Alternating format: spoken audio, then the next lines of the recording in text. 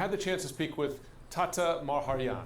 She moved from her small town in Ukraine's Donbas region in the east to the capital Kyiv in 2015 to study international law. But now she is serving with a volunteer medical battalion that's been responding to the loss of life, injuries on the front lines of this conflict. I started by asking her what she's seeing right now on the streets of the capital. What am I seeing? I'm seeing dead children. I'm seeing hospitals being bombed. I'm seeing churches being bombed. It's difficult. I don't know what to tell you. What am I seeing? I'm seeing my people die. I'm seeing all sorts of horrible things. I studied crimes against humanity at the university. I studied international humanitarian law. I never thought I would see this with my own eyes in my peaceful country. So yeah, this is what I'm seeing. It's horrible. It's horrible to imagine. We've seen the images too. Do you feel like you can make a difference? Oh yeah, I do feel so.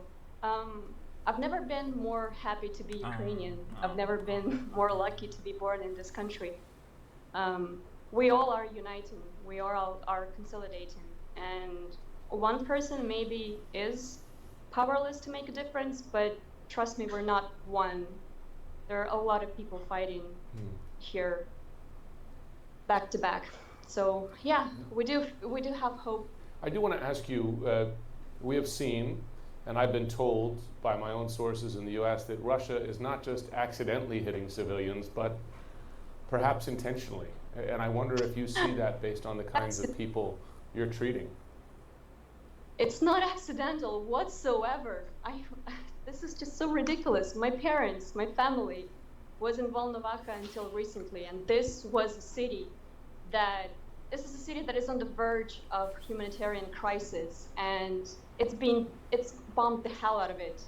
I can't recognize the streets on pictures. And the government sort of negotiated for a green corridor to evacuate civilians. They sort of made sure that the evacuation transport can come near to the border and evacuate people.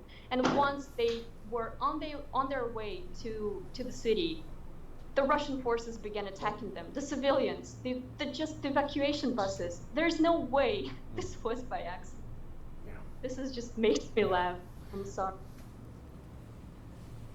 I know so much of this is about your hometown and your family. Tell us how that is driving you now.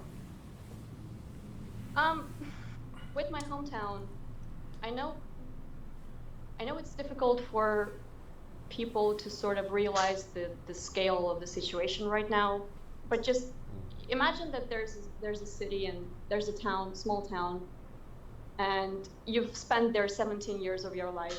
You drove a bike over there, and you went to school, you said hello to your neighbors, you lived and loved, you laughed there, and then the other day, you see the town, it's completely bombed, and there's not a single house that is now watchable. I don't know what's the right term is, I'm sorry.